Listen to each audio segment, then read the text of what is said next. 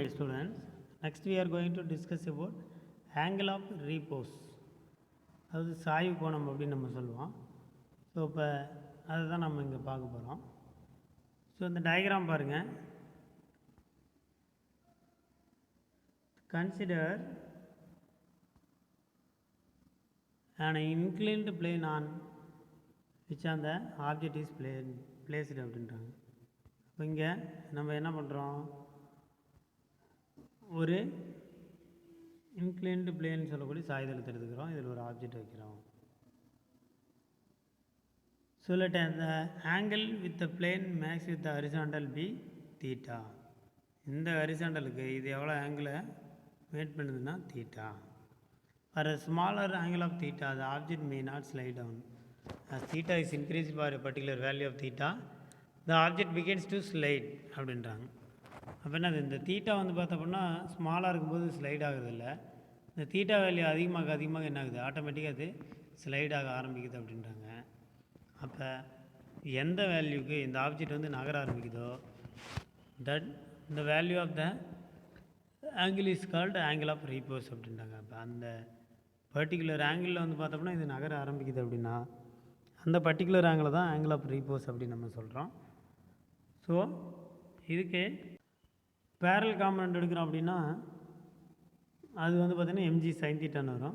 Perpendicular component எடுக்கிறோம் அப்படின்னா அது நமக்கு எம்ஜி காஸ் தீட்டான்னு வரும். ஸோ என்ன பண்ணுறோம், இதுக்கு நார்மல் ஃபோர்ஸ் வந்து பார்த்திங்கன்னா எம்ஜி காஸ் தீட்டாவில் இருக்கும். அந்த ஆப்ஜெக்ட் வந்து மூவ் ஆக ஆரம்பிக்கும் போது ஸ்டாட்டிக் ஃப்ரிக்ஷன் வந்து என்னன்றாங்க, மேக்ஸிமம் வேல்யூக்கு போகும். So f of s equal to that is f of x maximus equal to mu s into என்ன அப்படின்றோம்.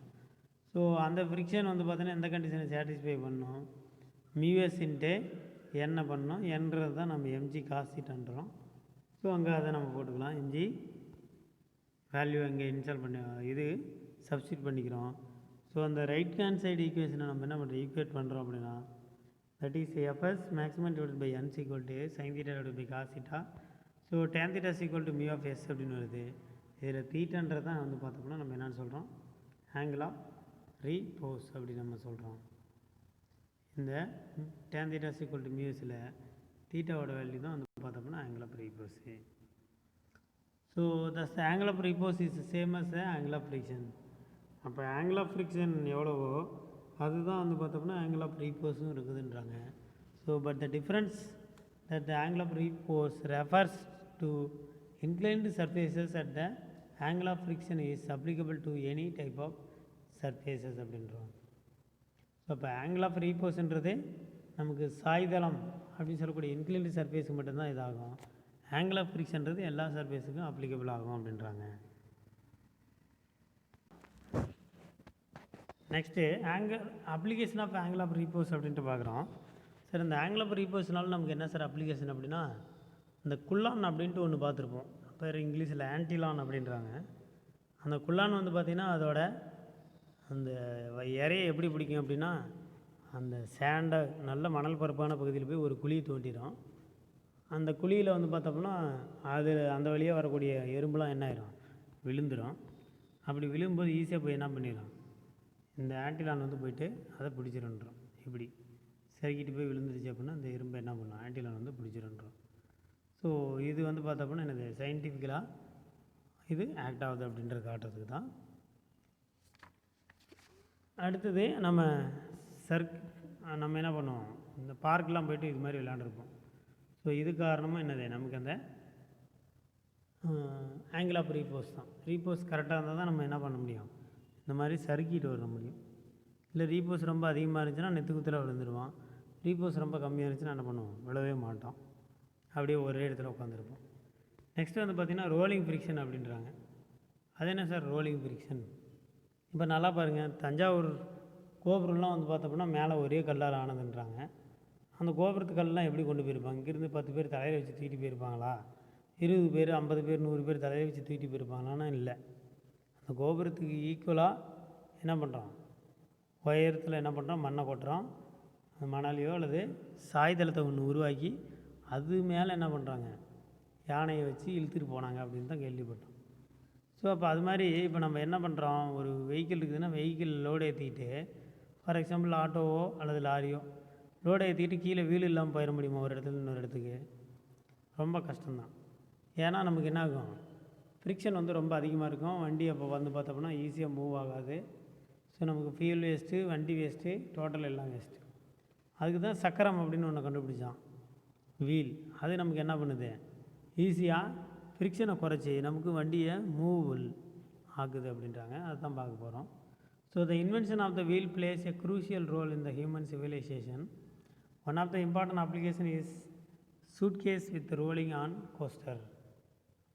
என்னது நமக்கு இப்போல்லாம் கூட வந்து பார்த்திங்கன்னா என்னது, நம்ம இந்த பஸ் ஸ்டாண்டில் வந்து பார்த்திங்கன்னா நிறைய பேர் சூட்கேஸ்லேயே வந்து பார்த்தோம்னா இந்த வீல் சேர் வச்சு இழுத்துட்டு போவாங்க. அது ஏன் அப்படின்னா நமக்கு சூட்கேஸை தூக்கிட்டு போகிறத விட இழுத்துட்டு போகிறது ரொம்ப ஈஸின்றது தான். So the rolling wheels makes it is easier then carrying luggage. இப்போ லக்கேஜை கேரி பண்ணிட்டு போகிறத விட என்ன ஆகுன்றாங்க, இந்த வீல்ஸ் வந்து பார்த்தோம்னா நமக்கு ஃப்ரிக்ஷனை குறைச்சி கொடுக்குது அப்படின்றாங்க. So when an object move on the surface, essentially it is sliding on it, but wheels move on the surface through the rolling motion. இப்போ ஆப்ஜெக்ட் வந்து பார்த்தோம்னா ஸ்லைடு ஆகும், ஆனால் வீல் வந்து பார்த்தோம்னா என்ன ஆகுதுன்றாங்க, ரோல் ஆகும் அப்படின்றாங்க. ஸோ இந்த rolling motion van a wheel moves on the surface, so the point of contact with the surface is always at a rest அப்படின்றாங்க. அப்போ நீங்கள் வீலில் எல்லா பகுதியும் மூவ் ஆகிட்டு இருந்தால் கூட தரையோட ஜாயின் ஆகக்கூடிய அந்த பகுதி பாயிண்ட் ஆஃப் கான்டாக்ட் வந்து எப்படி இருக்குன்றாங்க, ரெஸ்ட்டில் தான் இருக்கும் அப்படின்றாங்க. ஸோ இந்த எக்ஸாம்பிள் பார்த்தீங்கன்னா உங்களுக்கு தெரியும்.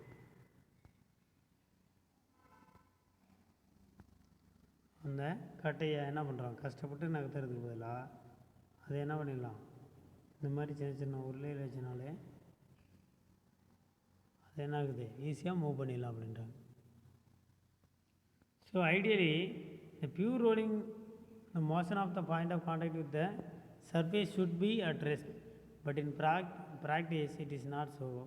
So due to the elastic nature of the surface at the point of contact, there will be some deformation on the object. At this point the wheel or the surface are shown in the diagram. So due to this the deformation, there will be a minimum friction between the wheel and surface is called rolling friction. அப்போ இங்கே கொடுத்துருக்காங்க பாருங்கள், rolling ஃப்ரிக்ஷனுக்கு due to this deformation there will be a minimal friction between the wheel and the surface. சர்ஃபேஸுக்கும் வீலுக்கு இடையில் இருக்கக்கூடிய அந்த minimum ஃப்ரிக்ஷனை தான் நம்ம ரோலிங் ஃப்ரிக்ஷன் அப்படின்னு சொல்கிறோம். அந்த டயர் பாருங்கள் எப்படி டிஃபார்ம் ஆகிருக்குது அப்படின்ட்டு.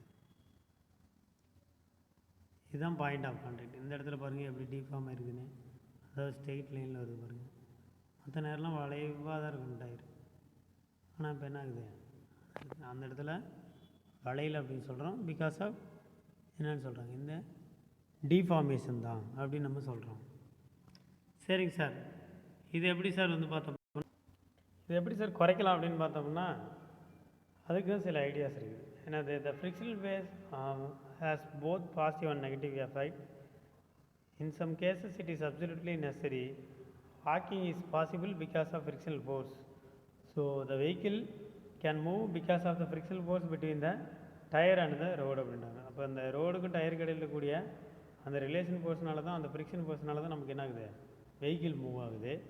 ஸோ இந்த braking system the kinetic friction plays a major role as we have already seen அப்படின்னு இருக்கிறோம். இப்போ இந்த இடத்துல பாருங்கள் பார்ப்போம், ஒரு டயக்ராம் கொடுத்துருக்குறாங்க. வித்தவுட் ஆயில் ஒரு சர்ஃபேஸ் இருக்குது அப்படின்னா அந்த சர்ஃபேஸு, இது சர்ஃபேஸு இது ஆப்ஜெக்ட் அப்படின்னு பார்த்தோம்னா இதுக்கு இடையில இந்த பள்ளமேடான பகுதி வந்து பார்த்திங்கன்னா ஃப்ரிக்ஷன் அதிகமாக இருக்கும். Oil before applying. அதே சப்போஸ் இப்படி எடுத்துக்கிட்டோம் அப்படின்னா இப்போ என்ன ஆகும், ஆயில் நீங்கள் அப்ளை பண்ணிடுறீங்க. ஸோ ஆயில் அப்ளை பண்ணதுக்கப்புறம் என்ன ஆகுது, ரெண்டு சர்ஃபேஸ் இடையில் இருக்கக்கூடிய ரிலேட்டிவ் மோஷனை குறைச்சிருச்சு. ஸோ நமக்கு என்னாகும், ஈஸியாக மூவ் ஆகும். அதனால தான் நம்ம என்ன பண்ணுறோம், லூப்ரிகேண்ட் அப்படின்னு சொல்லக்கூடிய ஆயில்ஸ் என்ன பண்ணுறோம் இதில் யூஸ் பண்ணுறோம் அப்படின்றாங்க. சேம் இதே கான்செப்ட் தான். நம்ம என்ன பண்ணுறோம், பால் பேரிங் யூஸ் பண்ணி வந்து பார்த்தோம்னா அந்த ரோலிங் ஃப்ரிக்ஷனை என்ன பண்ணுறோம் ஏற்படுத்துகிறோம். அதாவது நார்மல் ஃப்ரிக்ஷன் என்ன பண்ணுறோம் குறைக்கிறோம் அப்படின்றாங்க. ஸோ இது என்ன மைக்ரோஸ்கோப் லெவலில் பார்த்தோன்னா இந்த டயக்ராம் நமக்கு நல்லா தெளிவாக எக்ஸ்பிளைன் பண்ணும். என்னது இங்கே பாருங்கள், ஒரு ஆப்ஜெக்டை நீங்கள் நார்மலாக பார்த்தீங்கன்னா இப்படி இருக்கும், பெருங்கல்ல பார்த்தீங்கன்னா இப்படி இருக்கும். இது வந்து தரை, இது ஆப்ஜெக்ட்டு. பெருங்கல்ல பார்த்தா அப்படி இருக்கும். ஆனால் அது ரெண்டும் ஜாயிண்ட் ஆகிற இடத்துல மைக்ரோஸ்கோப்பில் பார்த்தீங்கன்னா இப்படி சொரப்பாக இருக்குது, ரப்பிங்காக இருக்குதுன்றாங்க. அது இன்னும் டெப்த்தாக நம்ம வாட்ச் பண்ண அப்படின்னா இப்படி இருக்குதுன்றாங்க. ஸோ நமக்கு என்ன ஆகுது, இந்த கேப்லாம் வந்து கண்டிப்பாக என்ன இருக்கும், ஃப்ரிக்ஷன் இருக்கும் அப்படின்றோம். ஸோ அதுதான் ஃப்ரிக்ஷன் அப்படின்றோம். அதை ரெடியூஸ் பண்ணுறதுக்கு தான் என்ன யூஸ் பண்ணுறோம், லூப்ரிகண்ட் யூஸ் பண்ணுறோம் அப்படின்றாங்க. Next dynamics of circular motion அப்படின்றாங்க. சார் இதுக்கு முன்னாடி வந்து பார்த்தோம்னா லீனியர் மோஷன் அப்படின்ட்டு நம்ம படிச்சிருப்போம். நியூட்டன் லா ஆஃப் மோஷன்லையே லீனியர் மோஷன் அப்படின்ட்டு படிச்சிருப்போம். பட் இப்போ நம்ம என்ன பண்ணுறோம், சர்க்குலர் மோஷன் அப்படின்ட்டு படிக்கிறோம். So it is very common type of motion that we come across in our day to day life அப்படின்றாங்க. இது என்னது, நம்ம டே டு டே லைஃப்பில் சர்க்குலர் மோஷன் இல்லாமலாம் எதுவும் இல்லை. So when the circular motion occurs there must be necessary some force acting on the object அப்படின்றாங்க. Sir நமக்கு என்ன ஆகும், கண்டிப்பாக சர்க்குலர் மோஷன் அப்படின்னு வரும்போது ஏதோ ஒரு எக்ஸ்டர்னல் ஃபோர்ஸ் வந்து அங்கே என்ன ஆகணும், ஆக்ட் ஆகும். So there is no Newton first law of circular motion. In other words without a force இந்த circular motion cannot occur in nature அப்படின்றாங்க. இப்போ சர்க்குலர் மோஷன் மட்டும் என்னது, கம்பல்சரி ஏதோ ஒரு எக்ஸ்டர்னல் ஃபோர்ஸ் இருந்தால் மட்டும்தான் என்ன பண்ணோம், ஆக்ட் ஆகும். அதுதான் வந்து என்னது பார்த்தோம்னா சர்க்குலர் மோஷன் அப்படின்றாங்க. லீனியர் மோஷனுக்கு வித் ஆர் வித்தவுட் ஃபோர்ஸ் உள்ள வந்து பார்த்தோம்னா லீனியர் மோஷன் இருக்கலாம். So a force can change the velocity of the particle இந்த 3 டிஃப்ரெண்ட் வேஸ்ன்றாங்க. ஒரு ஆப்ஜெக்ட்டு ஒரு ஃபோர்ஸ் வந்து பார்த்தோம்னா ஒரு ஆப்ஜெக்டோட என்னது வெலாசிட்டியை 3 விதமாக சேஞ்ச் பண்ணிடுறோம். So the magnitude of the velocity can be change without changing the direction of the velocity. So in this case the particle will move in the same direction but with ஆக்சலரேஷன்றாங்க. ஒரு object என்ன பண்ணுறோம், நம்ம particular டைமுக்கு particular velocity கொடுத்தோம் அப்படின்னா ஆட்டோமேட்டிக்காக என்னன்றாங்க, அதோட டைரக்ஷனை சேஞ்ச் பண்ணிக்காம ஏன்னா ஆட்டோமேட்டிக்காக வந்து மூவ் ஆக ஆரம்பிச்சிடும் அப்படின்றாங்க. So in this case the particle will move in the same direction but with acceleration. Direction same ஆகும், ஆக்சலரேஷன் வந்து பார்த்தோம்னா என்னது ஒரு பர்டிகுலர் அமௌண்ட் ஆஃப் ஆக்சலரேஷனோட ஏன்னா இது மூவ் ஆகிட்டு இருக்கும் அப்படின்றாங்க. ஒரு எக்ஸாம்பிள் பார்த்தோம் அப்படின்னா particle falling down vertically, bike moving in the straight road with ஆக்சலரேஷன்றோம். Next the direction of motion alone can be change without changing the magnitude. If this happen continuously then we call it uniform circular motion. அப்போ என்ன பண்ணுறோம், ஸ்பீடை change பண்ணாமல் direction மட்டும் change பண்ணிகிட்டே இருந்தோம் அப்படின்னா அது பேர் தான் யூனிஃபார்ம் சர்க்குலர் மோஷன்றாங்க. நெக்ஸ்ட் கேஸில் both direction and magnitude of the velocity can be change if this happen non circular motion occurs அப்படின்றாங்க. ஃபார் எக்ஸாம்பிள் வந்து பார்த்தோம்னா ஒரு ஸ்விங்கில் வந்து பார்த்தோம்னா ஆசிலேட் ஆகுறது, சிம்பிள் பெண்டுலம், அதே மாதிரி elliptical motion of the object around the sun அப்படின்றாங்க. Elliptical motion of planet around the sun இதெல்லாம் வந்து பார்த்தோம்னா என்னது இதுக்கு எக்ஸாம்பிளாக சொல்லலாம் அப்படின்றாங்க.